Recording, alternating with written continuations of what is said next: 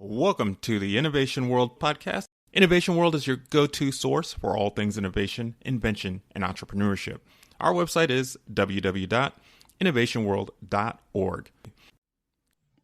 Hi, everyone, and welcome to the Launch Network. This is Carmen Denisco, your co-host. We have so many people on today that I don't even know how many co-hosts we are. We are with Innovation World today. This is one of my favorite shows. We've got some great stuff happening. Let me bring on one of my co-hosts, Miss Julie Shively. Julie, what's happening? Hey, a lot, as usual. Thank you very much. Whenever I ask you that, you always say a lot. Yeah, it's true. We have quite a bit going on still. A lot. We're still working on a lot of the initiatives from the Global Innovation Field Trip, the first one we held on May 14, 15, taking applications. I'm missing the right word today. We are taking signups for our next Global Innovation Field Trip, which is July 9th and 10th. And we're looking for young innovators who want to tell their story and walk us through how they did what they did and what they want to do in the future. And then we're also looking to talk to a few key program directors out there that run programs and support innovators and make it all happen for them. So it's going to be a great show, just like the last one was. But we're working hard. We've got tons of videos that one of the other co-hosts will talk about probably at some point. Maybe she'll give an update on that, but she's loading them daily. There were, I think, 81 separate interviews, so it's taking a bit of time, but we've got quite a few up there on our YouTube channel now. So go out to the Global Innovation Field Trip YouTube channel, click on the May Archive playlist, and you can see what we've got going up there. I wanted to tell you about a couple other things related to the Global Innovation Field Trip. We have a student host challenge going on right now, which was devised by our own Dacia Jones, Dr. Drizzle. And if you go out to the Innovation World website, right on the homepage, you can click on Student Host Challenge. And we're looking for just a few really great student innovators who want to host for a bit. They might have an hour segment that will help them. They'll co-host with us, and they'll get to be the person doing the interviews with the other innovators and program leaders. And we're super excited about that. We do have a few entries already for it. So get yours in. I believe that our deadline on that was the 15th of June. Okay. Yes. And then the other thing I want to tell you about is just our podcast that we do every Wednesday at 1 p.m. Eastern Standard Time. Always looking for young innovators to come on or other organizations who support innovation. Coming up in the next few weeks, we're going to have some winners from our first Ready, Set, Innovate competition that we completed at the end of April. Judging's still in progress, but almost finished. And so all of the students that place in that particular competition will be invited to podcast. So I think that we're going to have a June and July full of young innovators on our show, and looking real forward to that. That was, before you finish, there were some great inventions that were in that. There are some great inventions, and I hope they all resubmit new inventions the next time we do this too. But they were fabulous, and I can't wait to show those. We will have those on a gallery page on the Innovation World site once we announce on June 1st all of those winners. So stop in at innovationworld.org on June 1st. Look for the gallery and check out their videos and their stories, and they're just fabulous. So very excited about that, and really excited to talk to our next guest, one of which some of you listeners and viewers are familiar with, Dacia Jones, Dr. Drizzle, as she's otherwise known. She spent 24 hours with us on the Global Innovation Field Trip, and lots more hours before and after it, helping to facilitate it and finish up everything we're doing with the first field trip and planning and implementing the second. She's just a wonderful partner in that initiative. And she has some news, and she has a guest she's brought with her, a colleague and friend. And so I'm going to turn it over to Dacia and Susan to talk about their new initiative. Thanks so much. Yeah, we had a great time with the Global Innovation Field Trip. We are uploading videos as quickly as possible. We're also compiling a bloopers reel because the people that I work with are really silly, especially at 3 a.m. in the morning. So be looking for that bloopers reel also. We didn't have anybody go to the bathroom with their cameras, but there are some fun stuff here. So I am really glad to be here with my other part of my business, which is with my dear friend, Susan Bowdoin. I met Susan 8 summers ago this summer in Burlington, Vermont, and we became quick friends and almost soulmates in the areas of writing things together. So we have some exciting things to share with you. Susan, will you give a quick little shout out to where you are and what you do? Hi, everybody. My name's Susan Bowden. I'm in the desert Southwest in Albuquerque. You can see behind me the balloons. I am, this is year 29 in education for me. And I've done a lot of different things. I've been an instructional coach. I have been a technology teacher. I have taught at the university level, and I'm now landed in the school library. And so I bring the literacy piece to this projects that I'm working on with Dacia. Yeah, and we're really excited. So if you don't mind, guys, I'm going to share my screen. And so this is my webpage. My husband and I own Engage, Inspire, Expect, Inform, or you can find it by just daciajones.com. But in part of our business together, Susan and I have created something called Dacia and Susan's Collaborative Projects, which we're really excited to share. This is a time when we need to look more towards the virtual world of sharing and collaborating, which is the reason we built the Global Innovation Field Trip, is to provide a space for everyone to come together in the same room.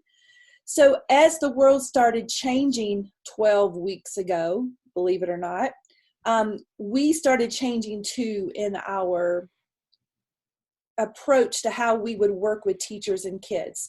And we feel like things will go back to a somewhat different normal, but this will still be relevant for them. So the first thing we would like to share is our national parks, our Learning at Home series. So Susan and I both are national parks and forestry buffs. We love anything with national parks. My husband and I traveled to all the national parks. We're actually getting ready to go on to a 6,000-mile road trip starting this Friday.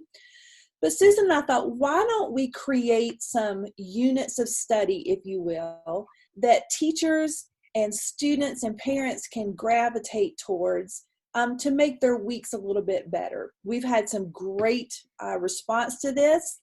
We are releasing week 13, lucky 13, this week.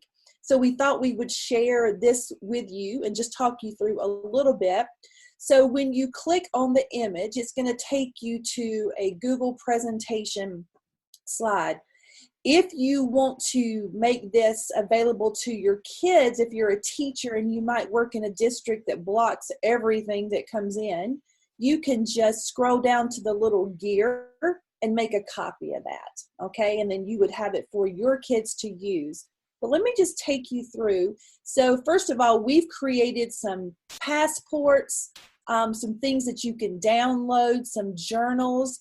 As you can see, we have videos, snacks, fitness, art, science, history, literacy, careers, journals, and STEM challenges. So this is the newest of our journals that we have created that students can download. And as they learn more about the parks, they can use these to capture their thoughts. But try not to have a seizure here. I'm going to go kind of fast. I usually prepare the snacks because my grandson has been here, but for this week, we have snacks from the desert. So Susan has shared snacks and recipes and pictures of what it looks like. We've also included every week some outdoor play. So that's kind of cool. But I am going to move now to the one that we want to talk about to take you through today, and it's Death Valley. So I've never been to Death Valley before, but now I cannot wait. It has moved up on my bucket list. So the first thing you'll find in this unit of study is a video about Death Valley, just to look and see what's happening with Death Valley. The next piece in each of the national parks is sand art. Well, not sand art, but art. And we create some type of art piece that goes with the national park. And there's a lot of sand there. So we put that in there. I also found this great app that will suck the life out of your time called This Is Sand. And it's just on your computer. And if you go there, I apologize in advance. It will take most of your time. Then we do a little bit of science so kids can read and dig and learn. And then we tie in the literacy piece. So this is all Susan. She is a genius when it comes to digging into literacy. So Susan, why don't you talk just a minute about the literacy, especially for Death Valley, and how you got so excited about this? I would love to, because at first, Dacia told me that we're going to Death Valley, and I kind of went, oh my goodness. We've done quite a few of the national parks that are in desert areas, and so I was thinking, okay, how am I going to pull this together?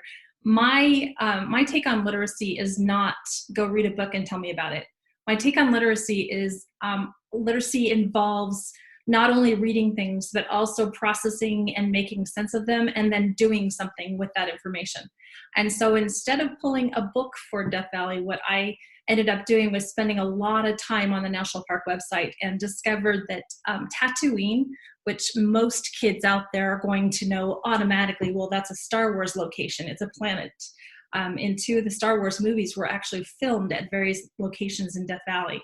And so I've given the kids links to go take a look at some of those locations so that they can read more about what those locations are, why they were chosen, where their names come from, for example, the 20 Mule Team Canyon. And then I chose 4 other locations that were not filming sites. But to me, when I looked at them, those charcoal kilns, come on now, that totally looks like a Star Wars location.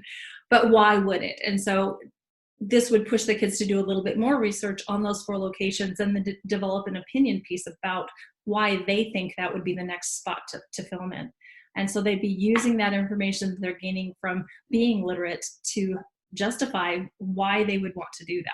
That ties into Common Core for school districts that are using Common Core, that idea that we have to justify our opinions on things. We can't just say, well, I like it or I don't. There has to be a because in there also.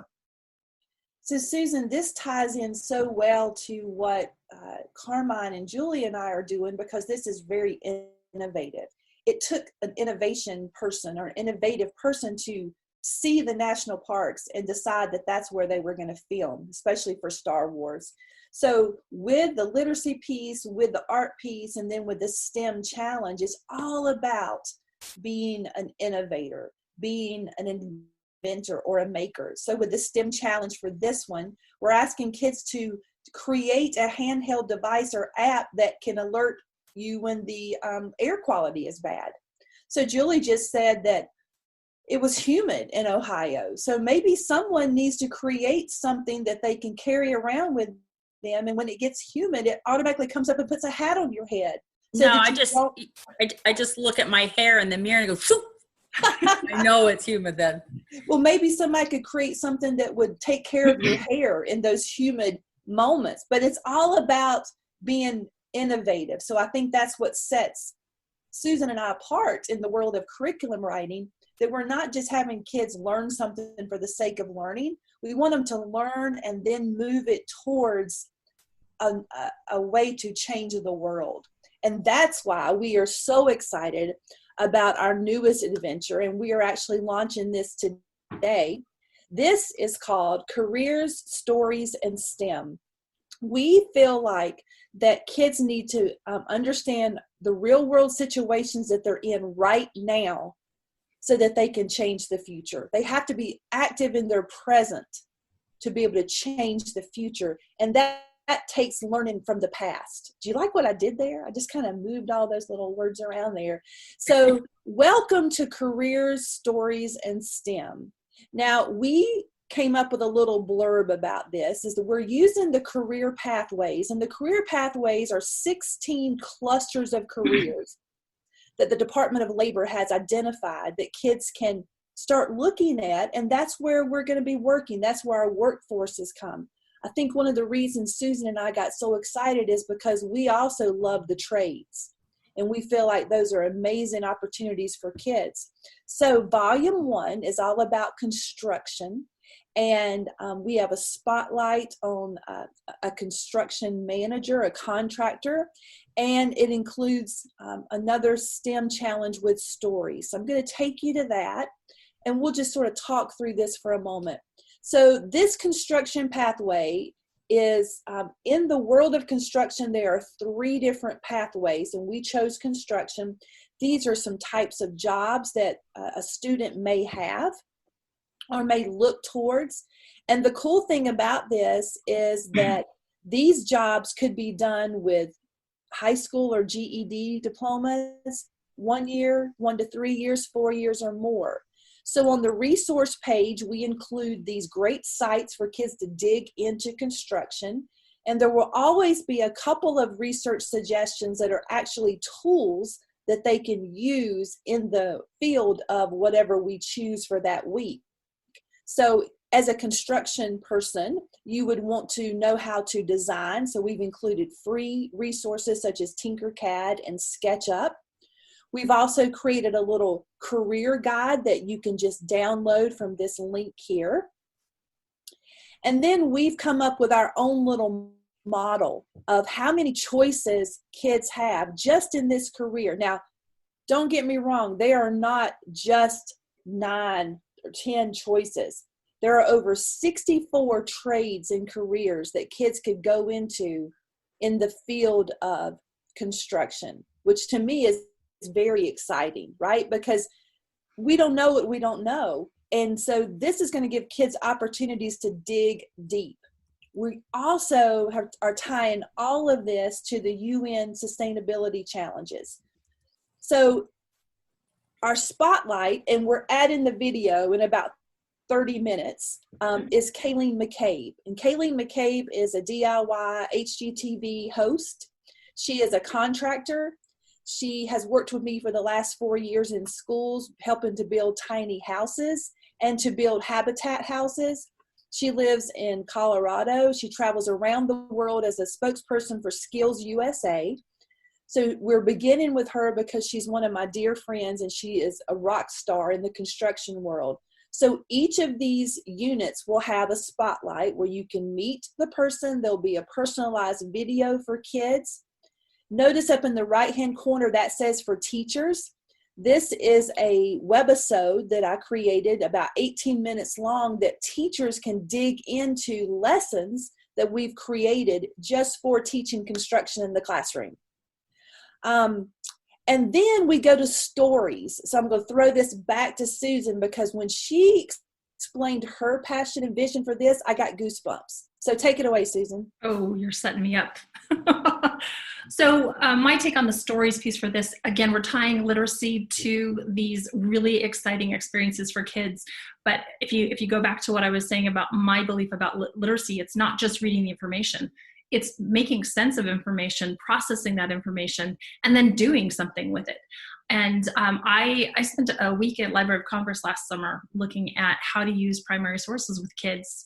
And so this particular project that we're working on here, we're pulling in a primary source that is a floor plan from a set of blueprints that an architect put together so that a contractor could turn around and build a structure.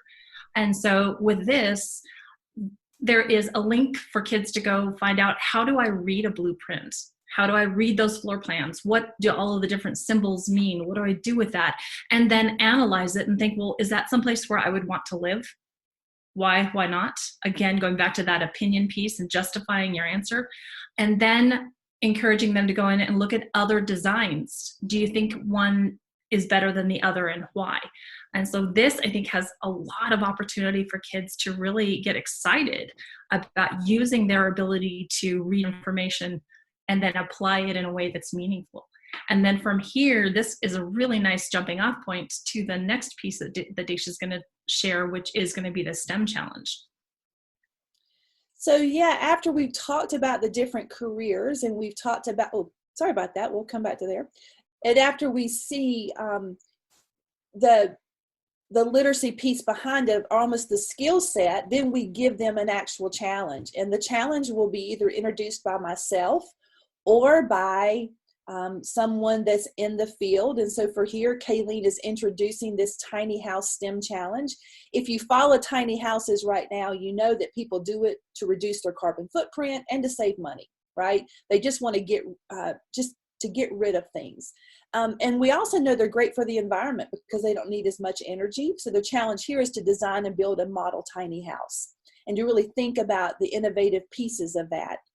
Also, giving them a passion project with this. So if we know that we can innovate a lot of things, but if we don't have a purpose for it, sometimes it just falls flat. So how could this tiny house be used to help shelter the homeless? And we know that in Seattle, Washington, that Microsoft is doing a lot of stuff right now. We're building these small 160 square feet houses that people can live in when their luck is down. I've also created another challenge for this one where teachers can actually dig in and use these in the classroom to show the other side of construction, whether it's interior design or carpentry and construction challenges. And then we just have a list of where these resources came from. Now, I'm going to stop for a minute because normally this podcast is Julie and Carmine talking back and forth with us, but we were so excited just to share these cool things and how we're going to change the world, if you will, with innovation through concrete pieces of curriculum. So I'm going to stop for a minute and breathe. So Julie and Carmine, what do you think? Well, I have two thoughts. First of all, as you were talking about what you're doing is not just for the sake of teaching something. I mean, there's actually a path for it. Totally get that when I see how your work is laid out and the steps you're going through. And I can even remember back, as old as I remember back in going to school and thinking, why do I need this? I don't care. I'm never going to use it. And for the most part, that was true, unfortunately. And I can totally see it. I can see your path, and I can see how you're bringing those kids through the skills and to the end, or the means at the end, and not even stopping there. Second, I want to know how far away Death Valley is from Area 51, and do you have an Area 51 challenge? Not yet, but we, Susan and I talked quite a bit, and our next goal is to go through all the career clusters and just call them out while one of us is just typing down ideas.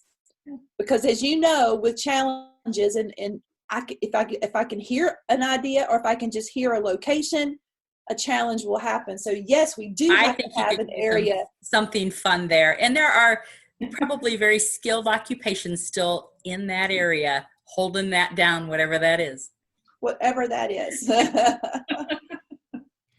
Awesome.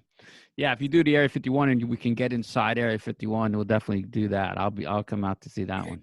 That would be a great virtual field trip. You also gave us a ton of information. So if somebody watching can't remember all the different places you showed us, where is the place to go to start looking for what you've gone over?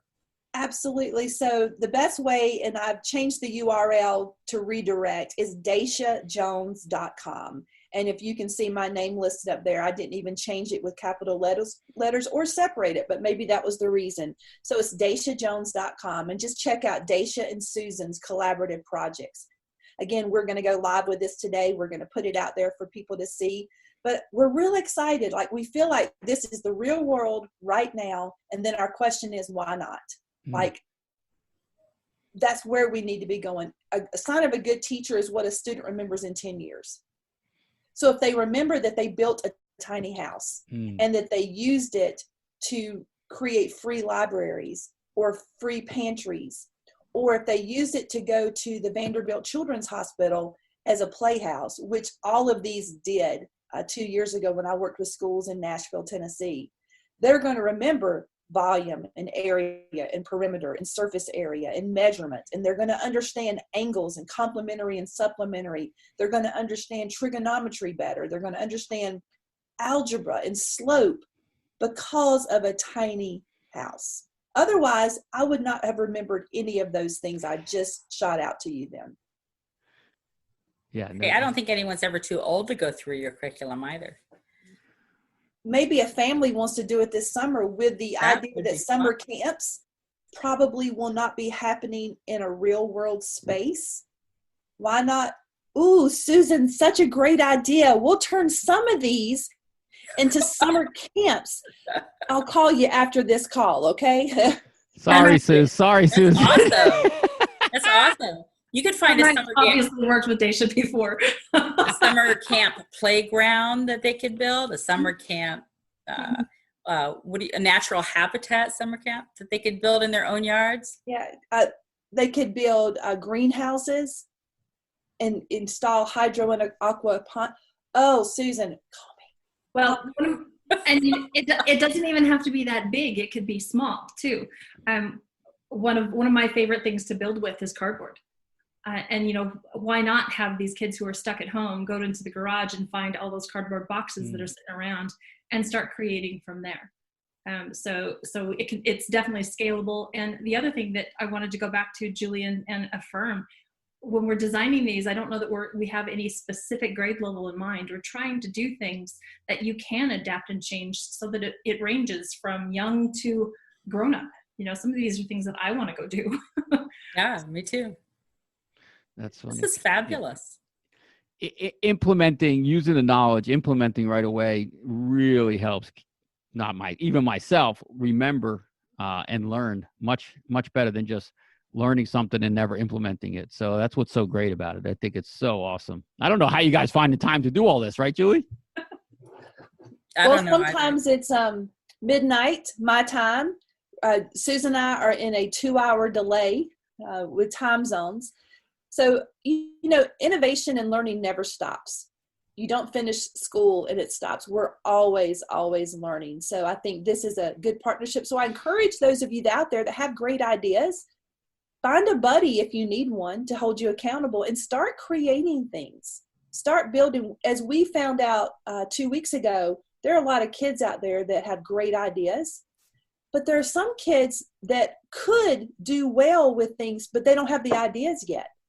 So give them opportunities with challenges. Come up with ideas for your kids at home to build and change and design. Wow, awesome. See, Julie, and we're behind. I mean, we got to make some more things. I mean, these guys are showing us up. I think first we have to go to the sand website and get totally immersed in sand and break out of that into something. I tell you what, it will change your world. This is sand. Oh, that's awesome. Well, I really, really appreciate you coming on today, Dacia and Susan both, and sharing this with us. And we want an update at some point. So when you're ready to come back and say, here are all the summer camps we created, don't hesitate to ask. We'll squeeze you in with some of those winning and innovators that we're going to have up for the next few weeks for sure. And Dacia, I know we have some Dr. Drizzle stuff on the Innovation World site currently under programs and curriculum both probably, but it sounds like you have some more stuff to add. So once you're done with your push out and you're ready, send me the stuff and we'll add it to the website as well. So that we people will definitely do that. And please understand that right now, everything we do is completely free. So free. However, we have an idea for possibly writing a book of debunking national park myths. Ooh. Yeah. So I feel like when you put it out into the universe, then you have to do it. Susan. So Susan suggested this the other night privately on text. Oh, I'm sure she did. But it has been spoken out there, so now we have to get on it. We have to make money in some ways. We want to give away as much free stuff as possible, but you can also, just whoever's listening, Susan and I are available to contract out with you and do some professional development with your teachers, to do some virtual coaching, and that would be part of our real job. So on the DaciaJones.com website, there are contact forms where you can hook up with both of us. So are you looking for people to submit myths that they've heard of about national parks too? I had no idea that that's what we wanted, but yes, that would be a great idea. See, I think globally. Like, I think of the big picture, and then I put things together to make it work. That's why I have puzzles in my house that the middle is completely missing. The second book is going to be the haunted national parks after the. Oh no! Oh my God! Well, Susan All right, and I I'm going to actually mute myself now. Susan and I are actually going to see each other face to face in a few weeks. We are doing a 6,000-mile socially distanced road trip to national parks, and we're going to meet Susan and her husband in one of those places virtually. I mean, not virtually, but socially distanced. Wow. And I'm sure we can come up with even more ideas by that time. That's so cool. That's awesome. It's kind of unlimited, the stuff that you guys are doing, not only for the kids, but also you can constantly be adding things on for the kids to remain engaged. That's what we're hoping. And we've never had a moment where we didn't have an idea. That's probably the problem we have, is that we have too much. This idea was born just a week ago and fully fleshed out in less than 24 hours as far as pulling the pieces together. And before it was ever put into a Google slide, I just had a little graphic. And I said, Susan, can I go ahead? Yes, you can go ahead and tell people we're doing it. Wow. Are you saying, wait a minute, you're saying that the stuff you just showed, all that cool stuff, a week ago? So for the career stories in STEM, yes. 2 days? Actually, it was 2 days. I talked to her What? Monday night, according to the text. Yeah. The 13 weeks has been done in 7 weeks. Oh my God. So that 13 weeks of stuff is 7. We shouldn't be putting week 13 out until the end of July. But once it's done, I can't wait. Yeah, we have a problem. Houston, we have a problem. Oh my God. But it's a great problem to Yeah. have. We can't stop thinking. And you guys know a little bit of that because we've now partnered together as a team, and you know that we're, as a foursome, are always thinking about crazy stuff. So Yeah. What go ahead, Joey. Sorry, but what I find is, so for another shout out, if you're looking for DaciaJones.com and you can't remember her name for some reason or another, or can't spell Dacia and keep getting, something somewhere that you didn't mean to get, just go on the innovationworld.org site, look at the resources page, and you'll find her on curriculum, and you're going to find her on the programs page both. She's Dr. Drizzle when she's not. Or you could go visit some national parks and you might run into her. There you go. this is true. Or you can find me on YouTube. Be There you careful with that one, though. There you Long go. story. Very true. Very cool. Very cool stuff, right, Julie? You never know when you bring Dacia and her guests on what's going to happen. Yep. It's just crazy. Well, You just Susan never know. is my thought partner. So a lot of things I do on my own, or I do it with my husband, but my only other thought partner in this space, besides the global innovation, is Susan. She is the one that we have worked very carefully with.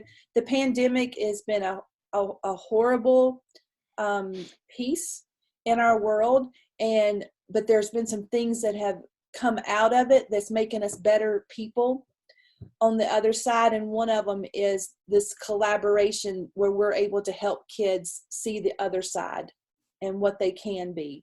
So just remember, #RealWorld right now. Why not? Very cool. All right, Julie, any other announcements that we can, top Dacia with? I think I got him all. I can never top Dacia. Are you kidding? I never. Now, I just met Dacia, I want you to know, like the middle of January. And it's been a storm ever since. I mean, And now you're doing 24-hour shows. that's right. So I'm not even going to try to top her, but I did all my announcements up front. Just go to innovationworld.org. Watch for us on June 1st. We'll announce the winners of the Ready, Set, Innovate competition. We're real excited about that. Yeah, that's a lot of fun. Some cool stuff with that. With that, I will guess we will close up the show. That was some really, really great information. Please, if you get a chance, go on out to innovationworld.org. Check out all the information out there. For Susan, for Dacia, for Julie, thank you for listening today, and we will catch you next time on Innovation World. You all take care. Thank you for joining us today for the Innovation World podcast and the Launch Network. Innovation World is your go-to source for all things innovation, invention, and entrepreneurship. Our website is www.innovationworld.org.